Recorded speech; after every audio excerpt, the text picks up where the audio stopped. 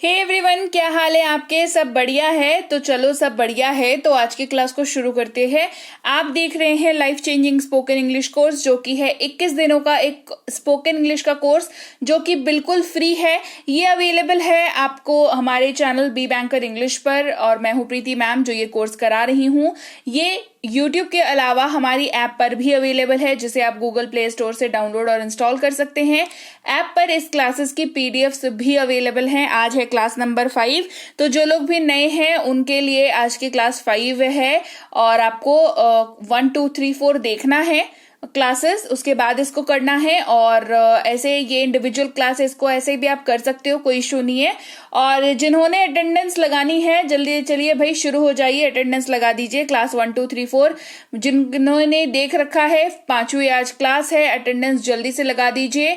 और आज की क्लास अगेन इंपॉर्टेंट होने वाली है, क्योंकि मैंने आपको पहली क्लास में क्या बताया था कि वर्ड्स जो हैं वो हम लोग स्टेजेस वाइज सीखेंगे, लेवल वाइज सीखेंगे। तो आज जो है अगला लेवल है शब्दों का, जो कि काफी इंपॉर्टेंट है, और मैं आपको बताऊंगी कि ये शब्द क्यों इंपॉर्टेंट है, कहाँ इंपॉर्टेंट है, किस तरीके से यूज होते हैं, और साथ ही टेक्निक्स डिस्कस करेंगे जिसके तहत आप इन वर्ड्स को याद रख सकते हैं।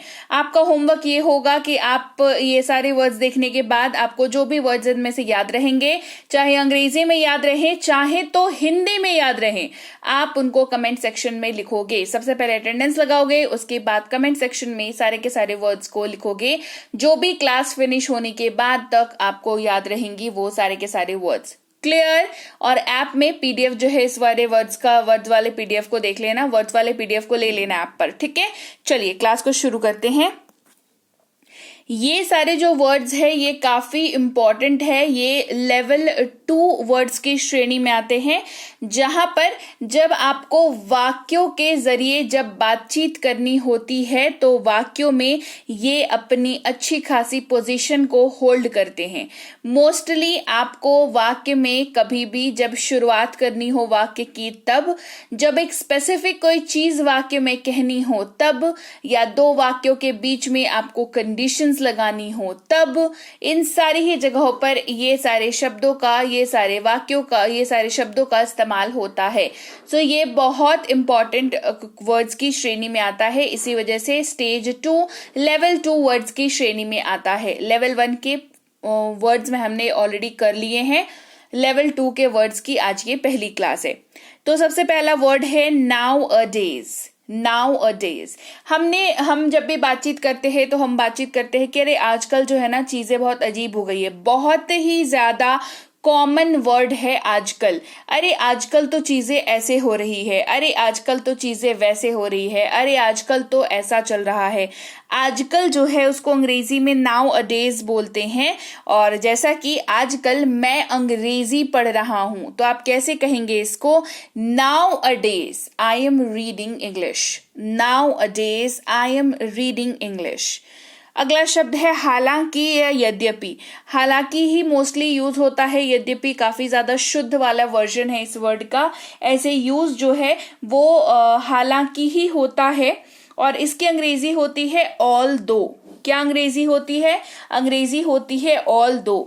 कैसे इस्तेमाल होता है? हालांकि वह बीमार था, वह काम पर गया। हालांकि वह बीमार था, वह काम पर गया। Although he was ill, he went to work। मतलब आपने क्या कंडीशन लगाई यहाँ पर? although का यूज जो है वो कंडीशन लगाने के लिए हुआ। क्या कंडीशन लगाई? कि वो बीमार था, वो काम पर गया, है ना?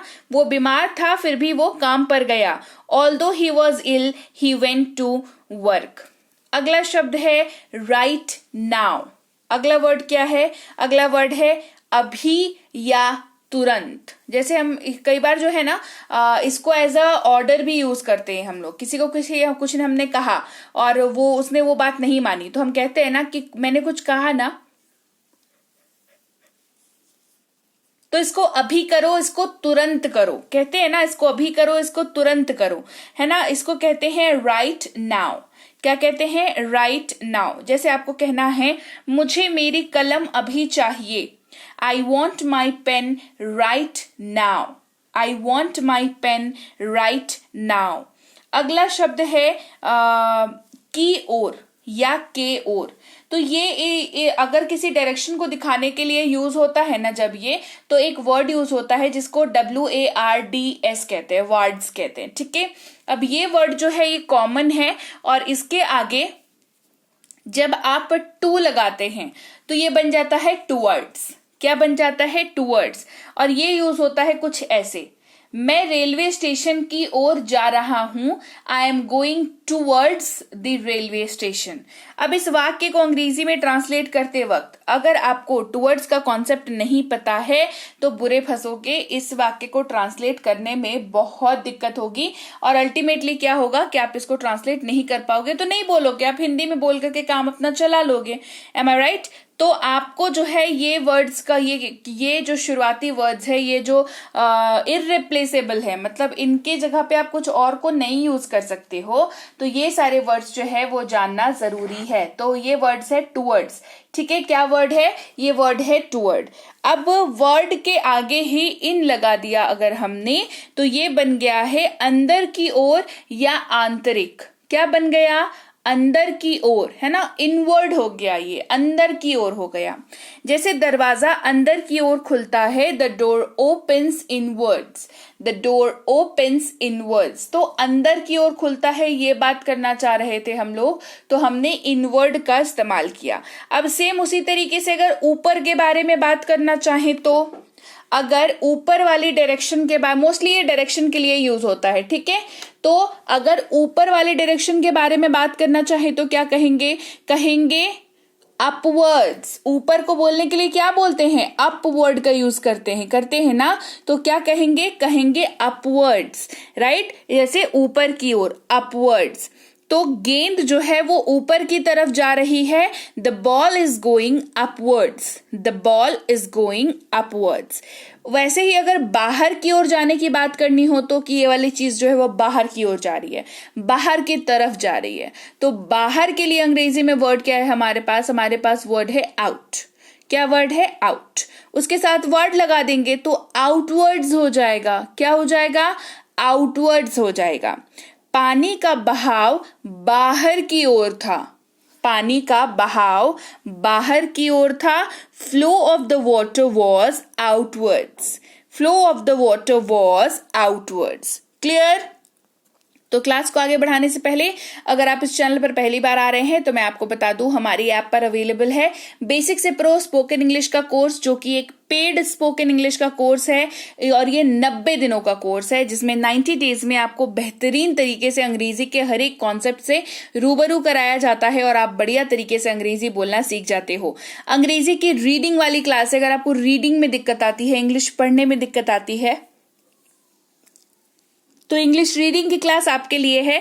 इसके अलावा इंग्लिश ग्रामर में अगर आपको अपनी पकड़ मजबूत करनी है, लगता है कि नहीं भाई ग्रामर तो जरूरी है, ग्रामर के कॉन्सेप्ट्स तो आने ही चाहिए, तो ये वाली क्लास आप ले सकते हैं। इन तीनों में से कोई भी क्लास आप ले सकते हैं, स्पोकन के लिए, रीडिंग के लिए और इंग्लिश ग्रामर के लिए। इसके अलावा हमारी जो भी ई बुक्स हैं वो भी हमारी ऐप पर अवेलेबल हैं, so do check them out.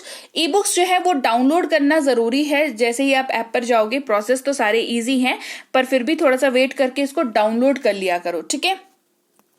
तो सबसे पहले आप जाएंगे गूगल प्ले स्टोर पर, वहां पर सर्च करेंगे बी बैंकर, हमारी ऐप आपको मिलेगी बी बैंकर इंग्लिश के नाम से, वहां पर उसको डाउनलोड और इंस्टॉल कर लेना है वहां पर। उसके बाद सारे प्रोसेस बहुत इजी हैं। साथ ही अभी जो कोर्स आप कर रहे हो लाइफ चेंजिंग स्पोकन इंग्लिश का कोर्स, ये कोर्स भी ऐप पर अवेलेबल है और इसकी PDF भी ऐप पर ही अवेलेबल है। ये फ्री वाला कोर्स है, 21 दिनों का फ्री कोर्स करा रही हूं, सो डोंट यू वरी कि हाँ बीच में 5-6 क्लास करा के फिर हो जाएगा, ऐसा कुछ नहीं होने जा रहा है। ये बिल्कुल फ्री क्लास है, इसकी PDFs बिल्कुल फ्री हैं, तो आप 21 दिन का समय दीजिए खुद को। ये 21 डेज का चैलेंज हम लोग कर रहे हैं, जो लोग भी नए हैं उनके लिए इंफॉर्मेशन है ये कि 21 डेज का चैलेंज आप अपने आप को दीजिए और अंग्रेजी सीख करके, अंग्रेजी सीखने वाली जो जो अंग्रेजी की वजह से जो भी प्रॉब्लम्स आपके लाइफ में आती हैं उनको वंस एंड फॉर ऑल खत्म करिए, है ना।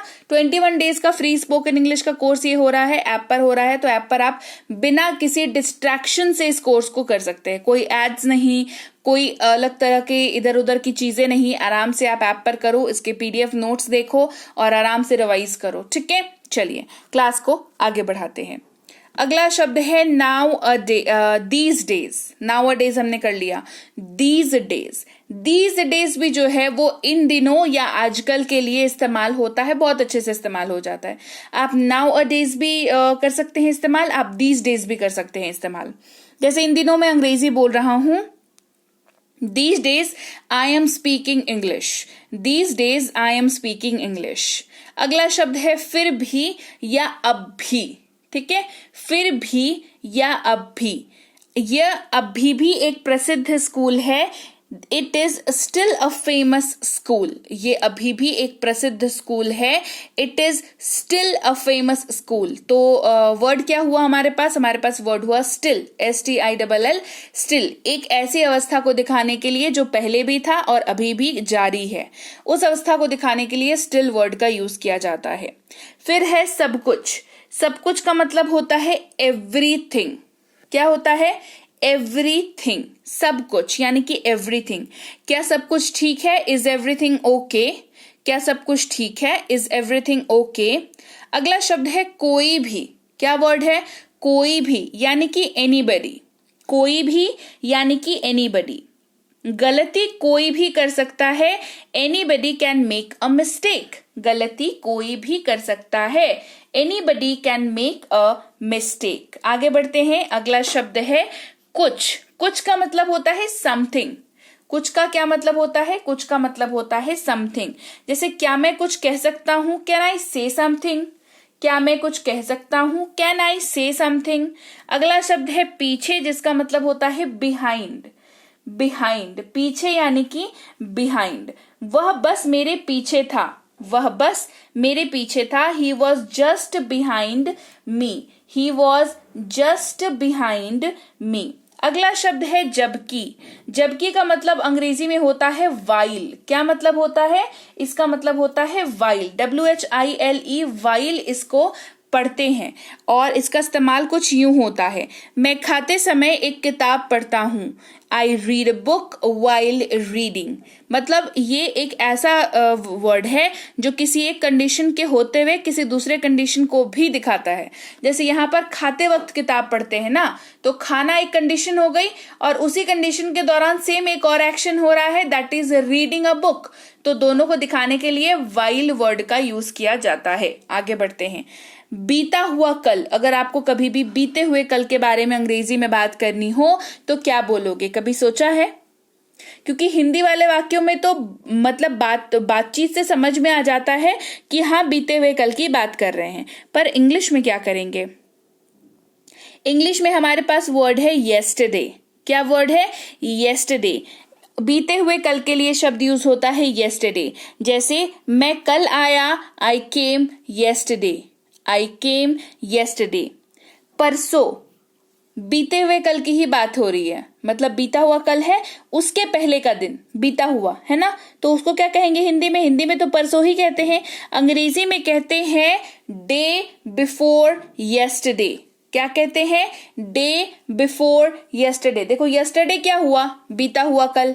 और डे बिफोर मतलब उसके एक दिन पहले का दिन है ना, उसके एक दिन पहले। तो डे बिफोर येस्टरडे। परसों बारिश हुई, it rained day before yesterday, मतलब परसों बारिश हुई थी। It rained day before yesterday. अब आने वाले कल को क्या बोलेंगे? आने वाले कल को बोलते हैं टुमारो। टुमारो। जैसे हम कल जाएंगे, वी विल गो टुमारो। हम कल जाएंगे, वी विल गो टुमारो। अच्छा, परसों। परसों हिंदी में किसको बोलते हैं? कल के बाद वाला दिन, आने वाले कल के बाद वाला दिन। तो परसों बोलते हैं हिंदी में, तो काम हमारा चल जाता है। लेकिन अंग्रेजी में कहना हो तो कहेंगे डे आफ्टर टुमारो।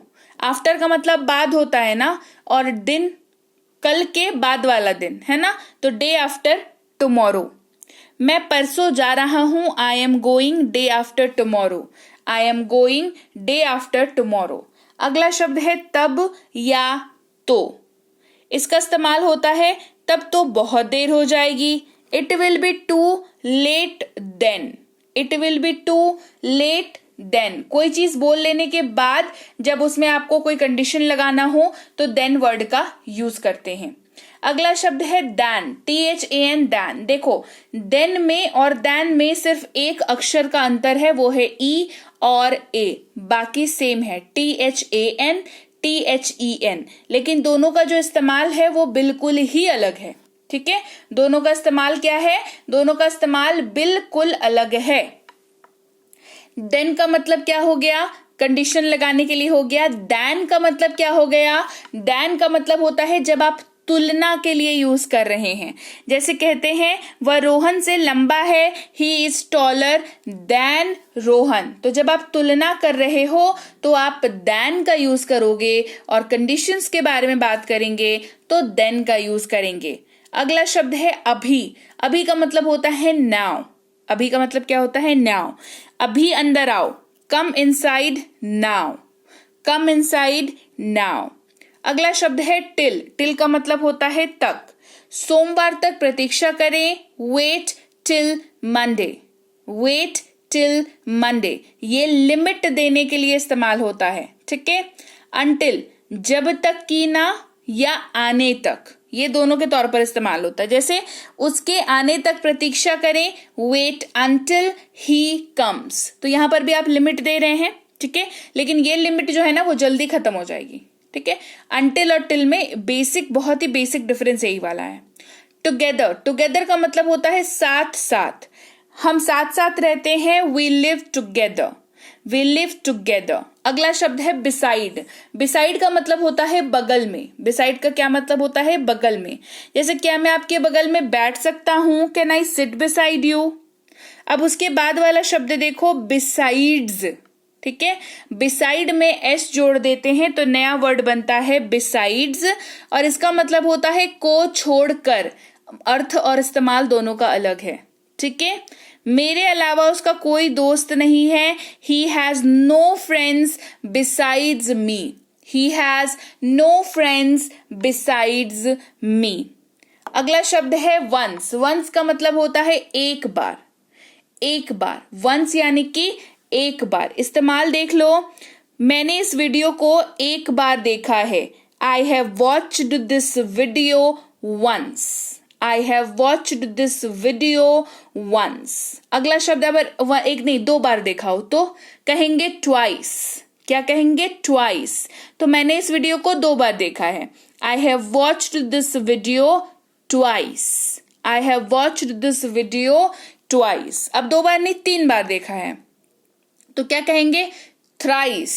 क्या कहेंगे, थ्राइस। मैंने इस वीडियो को 3 बार देखा है, या मैं ये वीडियो 3 बार देख चुका हूं, आई have watched this video thrice, I have watched this video thrice. बढ़ते हैं आगे। अगला शब्द है ऑलमोस्ट, यानी कि लगभग। ऑलमोस्ट यानी कि लगभग। बाल्टी लगभग खाली है, the bucket is almost empty. बाल्टी लगभग खाली है, the bucket is almost empty. Apart from, इसके अलावा। अपार्ट फ्रॉम, इसके अलावा। इसके अलावा सब ठीक है, apart from this everything is fine, apart from this everything is fine. मतलब आप जब आप ये कह रहे हो अपार्ट फ्रॉम दिस, मतलब आप किसी एक कंडीशन या किसी एक प्रॉब्लम के बारे में बोल रहे हो कि इसके अलावा सब ठीक है, apart from this everything is fine. अगला शब्द है कुछ भी, यानी कि एनीथिंग। एनी का मतलब कोई भी होता है ना, तो और थिंग का मतलब कुछ, थिंग मतलब कुछ होता है, तो एनीथिंग यानी कि कुछ भी। आप कुछ भी कर सकते हैं, यू कैन डू एनीथिंग। आप कुछ भी कर सकते हैं, यू कैन डू एनीथिंग। अगला शब्द है बियॉन्ड। बियॉन्ड का मतलब होता है के परे या के बाहर, के परे या के बाहर। जैसे ये मेरी क्षमता से परे है, it is beyond of my capacity. ये मेरी क्षमता के बाहर है, क्षमता से परे है, it is beyond my capacity. फिर है ड्यू टू। ड्यू टू का मतलब होता है के कारण या की वजह से, किसी वजह से, ड्यू टू, है ना। जैसे इसी वजह से मैं यहां हूं, due to this reason I am here, due to this reason I am here. अगला है एबल। एबल का मतलब होता है योग्य या सक्षम, ये तो आपको पता होगा अभी तक, है ना। एबल का मतलब क्या होता है, सक्षम या योग्य।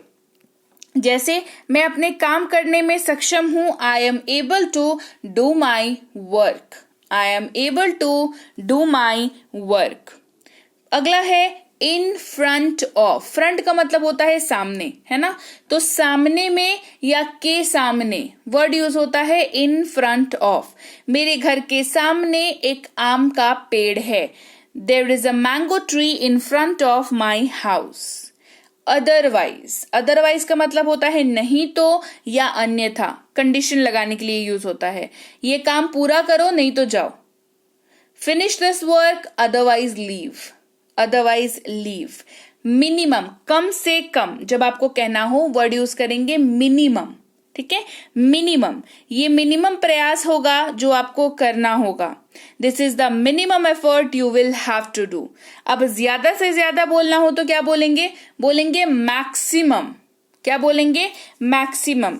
आप अधिकतम 3 घंटे खर्च कर सकते हैं। You may spend maximum of 3 hours. जैसे कोई चैलेंज वगैरह नहीं होता है, कोई गेम में कुछ चैलेंज वगैरह होता है कि आपके पास 3 घंटे का समय है, आप 3 ही घंटे कर सकते हैं, मैक्सिमम आप 3 घंटे खर्च कर सकते हैं। तो maximum you may spend maximum 3 hours.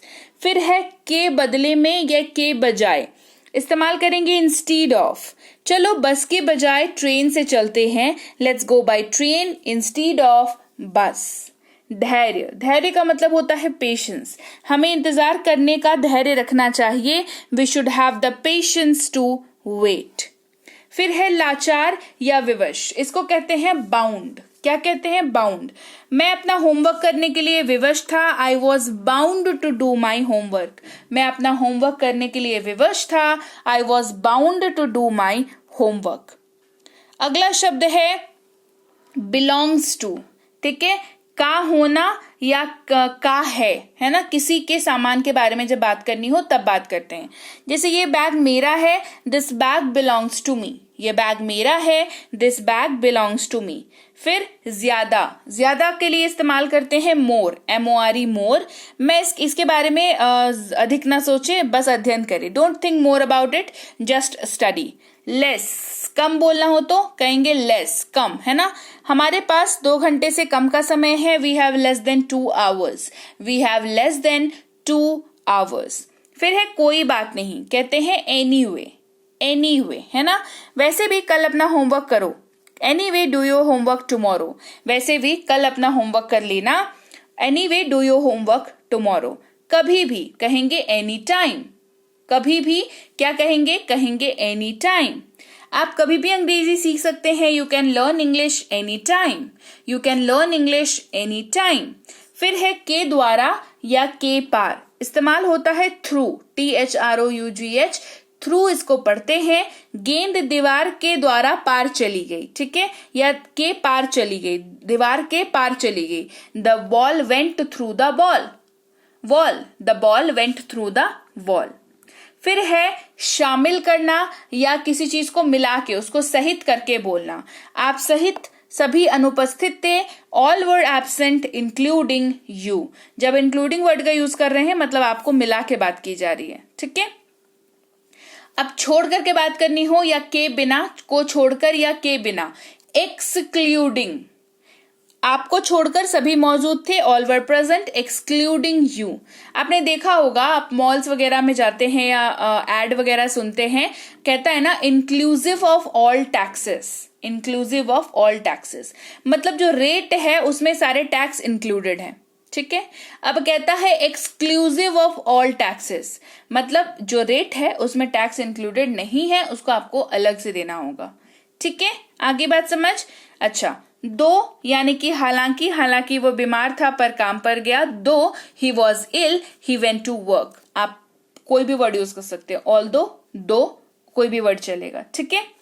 भले ही, इवन दो का यूज करते हैं। मैं उसे पसंद करता हूं भले ही वो शरारती हो। I like him even though he is naughty. मतलब किसी के कोई कंडीशन होने के बावजूद भी अगर आप वहां पर हैं तो इवन दो का यूज करते हैं। अलॉन्ग विथ, के साथ, वह कुछ दोस्तों के साथ आया, he came along with some friends. किसी स्थान में या कहीं, समवेयर, कहीं ना कहीं मुझे ये मिल जाएगा, somewhere I will find this. Somewhere I'll find this। अगला शब्द है बहुत सारा। बहुत सारा के लिए यूज करते हैं a lot of। क्या यूज करते हैं? a lot of। जैसे बहुत सारे लोग पार्टी में गए, a lot of people went to the party। a lot of people went to the party। फिर है के बावजूद, इस्तेमाल होता है in spite of। के बावजूद यानी कि इन स्पाइट ऑफ, बीमारी के बावजूद उन्होंने कड़ी मेहनत की। In spite of his illness he worked hard. क्योंकि इस्तेमाल करते हैं बिकॉज। वह इसलिए नहीं आया क्योंकि वह बीमार है। He has not come because he is ill. की वजह से, बिकॉज ऑफ, है ना। हमें आपकी वजह से देर हुई, we were late because of you. Just because of, सिर्फ इसलिए की, है ना।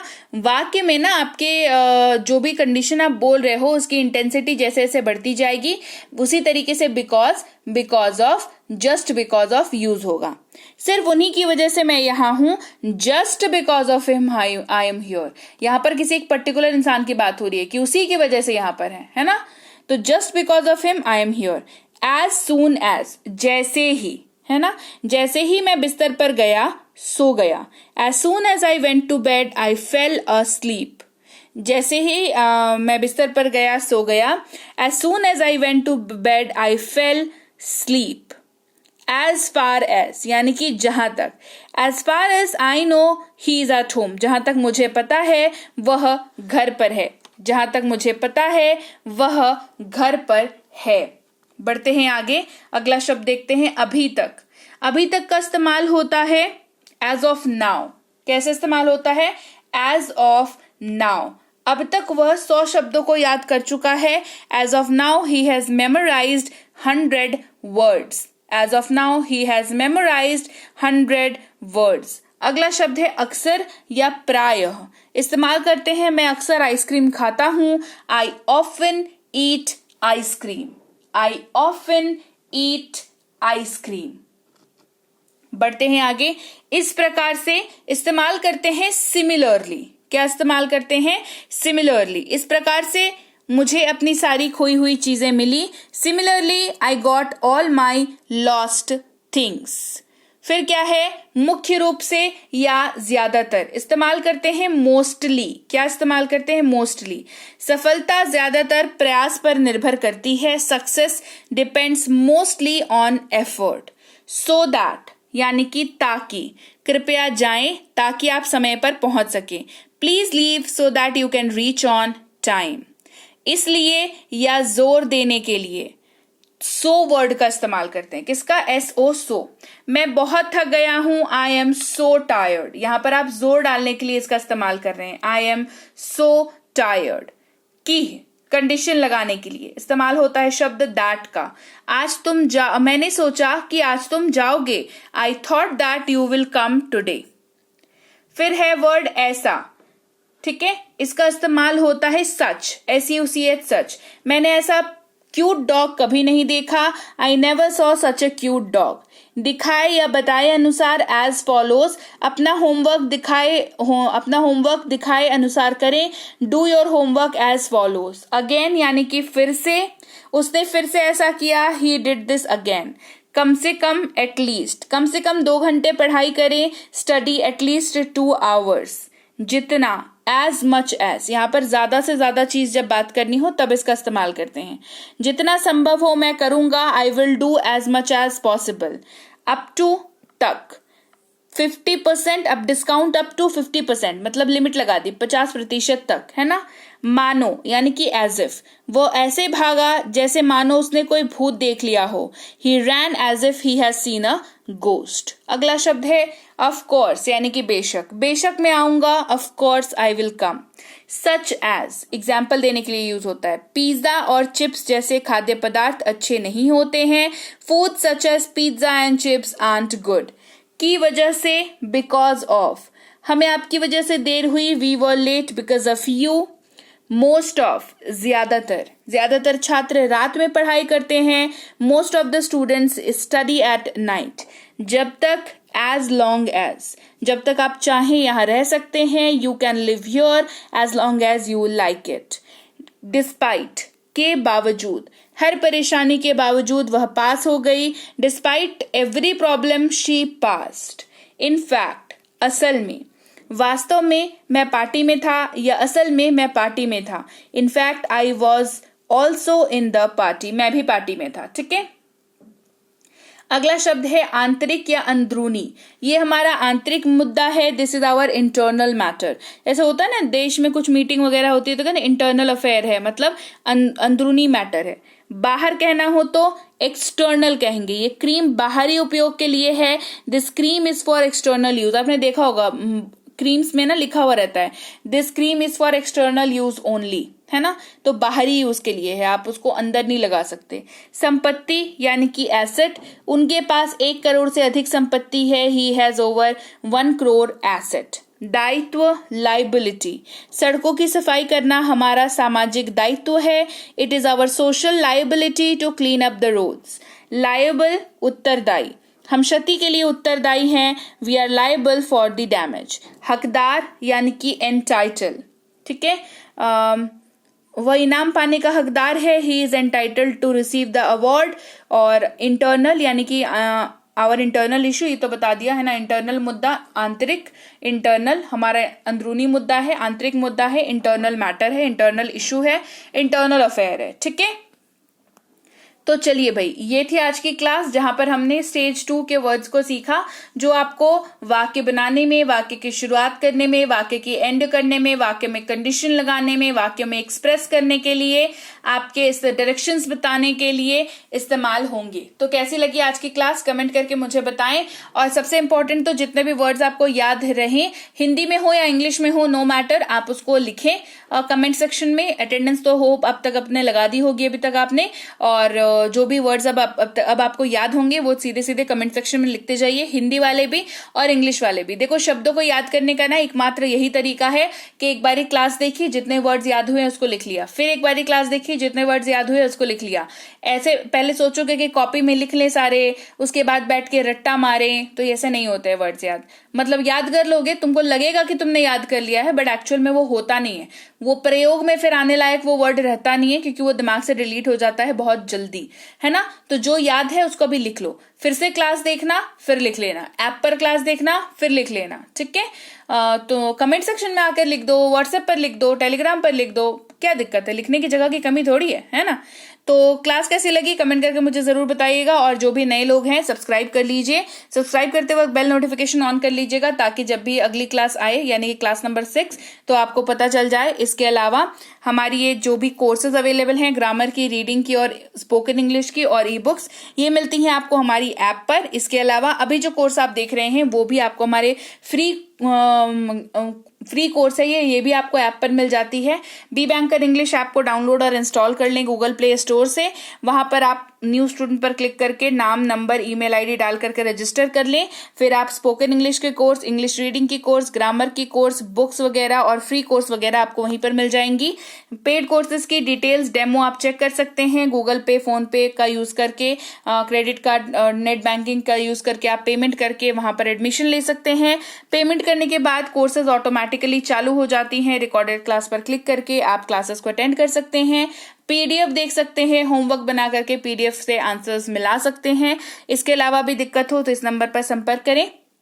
व्हाट्सएप मैसेज के जरिए हमारी टीम आपसे कनेक्ट कर लेगी। और ई बुक्स जो है इस वेबसाइट पर भी ले सकते हैं आप, जो भी ई बुक आपको जरूरी हो वो आप ले सकते हैं। ई बुक को वेबसाइट से लें या ऐप से लें, दोनों ही सूरतों में डाउनलोड जरूर कर लें। इसके अलावा व्हाट्सएप का ग्रुप ज्वाइन कर लें, टेलीग्राम का चैनल ज्वाइन कर लें। दोनों ही जगहों पर क्लासेस जो है वो अपडेट हो जाती है, मतलब जैसे ही क्लास यहाँ पर आई वहां पर भी आ जाती है और ऐप पर भी चली जाती है।